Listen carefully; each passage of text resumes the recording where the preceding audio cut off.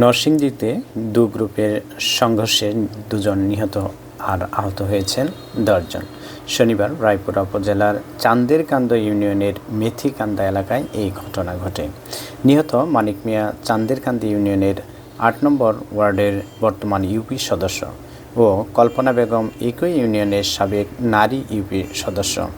স্থানীয় বাসিন্দা ও পুলিশ সূত্রে জানা গেছে, দীর্ঘদিন ধরে আধিপত্য বিস্তারের জেরে উপজেলা যুবলীগ নেতা আবিদ হাসান রুবেল ও রায়পুরা পৌর আওয়ামী লীগের সহসভাপতি হারুনুর রশিদের সমর্থকদের মধ্যে বিরোধ চলছিল। এরই জেরে সংঘর্ষে রুবেলের চাচা মানিক মিয়া চান্দেরকান্দি ইউনিয়নের 9 নম্বর ওয়ার্ডের মেম্বার বশির উদ্দিনের বাড়িতে আশ্রয় নেন।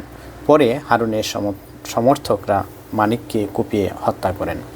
রায়পুরা থানার অফিসার ইনচার্জ আব্দুল জব্বার জানান, বংশগত আধিপত্য বিস্তারকে কেন্দ্র করে দু গ্রুপের সংঘর্ষ হয়েছে। শনিবার সকালে রায়পুরার রুবেল গ্রুপ ও বাসেদ গ্রুপের মধ্যে এ সংঘর্ষ হয়। এ ঘটনায় আরও 10 জন গুরুতর আহত হয়েছেন। আহতদের উদ্ধার করে হাসপাতালে ভর্তি করা হয়েছে, তবে অভিযোগ পেলে ব্যবস্থা নেব।